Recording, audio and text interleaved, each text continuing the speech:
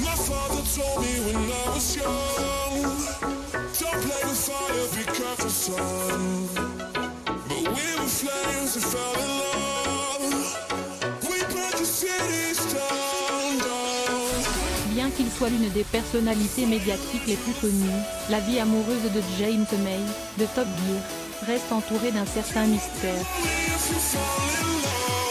La seule femme avec qui il a eu une relation amoureuse est une écrivaine, Sarah Fraté, mais même leur relation est restée secrète. La compagne de James May, Sarah Fraté, est écrivain et journaliste de danse. Elle est née au Royaume-Uni en 1967. Bien que Sarah Fraté mène une vie privée, son nom a été propulsé sous les feux de la rampe lorsque sa romance avec James May a été rendue publique. Les fans de la personnalité médiatique s'interrogent depuis lors sur elle et sur leur relation. Certaines sources ont même indiqué que les deux étaient mariés, compte tenu de la durée de leur relation, mais James May n'a jamais dit que c'était vrai. Sarah Fraté, elle, et James May posent pour une photo alors qu'Audi accueille la représentation d'ouverture de La fille mal gardée au Royal Opera House le 23 avril 2015, à Londres, Angleterre. Source: Getty Images. James May et Sarah Fraté sont ensemble depuis des décennies, mais le couple n'a pas d'enfant et ne s'est jamais marié.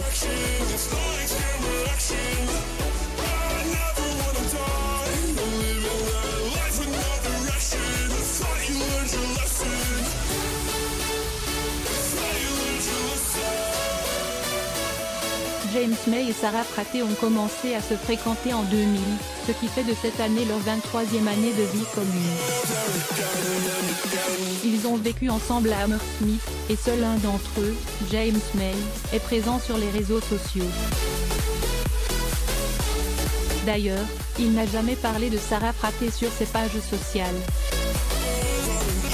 La plupart, voire la totalité, des contenus que James May partage sur son Instagram évoquent en effet son travail, qu'il s'agisse d'un post sur les voitures électriques, de la promotion de ses collègues et de ses collaborations, de la dégustation de sandwichs faits par des jeunes ou d'un verre avec des amis. En juillet 2022, James May a révélé que lui et Sarah Fraté avaient construit une nouvelle maison, bien qu'il n'en ait jamais révélé l'emplacement. Réfléchissant à cette étape, il a déclaré que toutes les autres maisons qu'il avait partagées avec sa belle n'étaient que des endroits sur le chemin.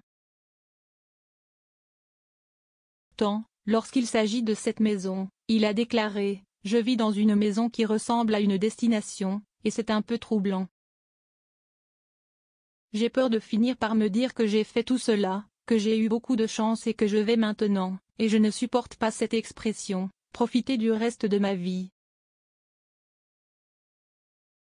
Que James May ne pensait pas en profiter. Il s'imaginait seulement assis dans sa nouvelle maison, en train d'attendre la fin. Exprimé ses craintes lors de son entretien avec le Times l'année dernière, où il a également fait part de ses opinions sur son ami Jeremy Clarkson. Contrairement à James May, la vie amoureuse de Clarkson, et celle d'autres animateurs de télévision, dont T.J. Holmes et la mère de 2 enfants Amy Robach, a fait la une des journaux ces dernières années. Il a été marié à une ancienne conseillère en licenciement, Francis Kane. Il n'est jamais parlé des sentiments de Sarah Fraté à ce sujet. James May pensait qu'il n'aurait pas été un bon père. Il imaginait que s'il avait eu des enfants, ils seraient devenus des hippies sniffeurs de colle. Il ne regrettait pas de ne pas avoir d'enfants et voyait même des avantages à ne pas en avoir.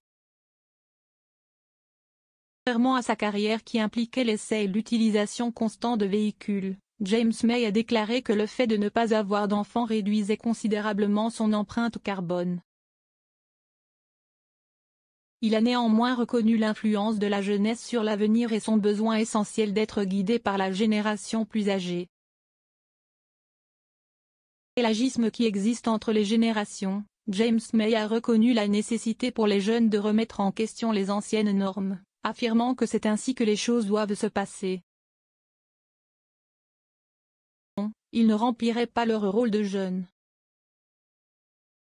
Il a ajouté que les générations plus âgées devraient s'abstenir d'essayer de vivre par procuration à travers les plus jeunes, en les transformant en coquilles d'eux-mêmes.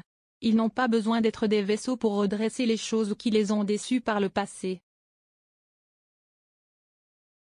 Aussi, Oprah Winfrey a eu une enfance traumatisante dans une maison en bois. Aujourd'hui, elle vit dans un domaine à $100 millions avec l'amour de sa vie. Abonnez-vous à Amomama sur Google News.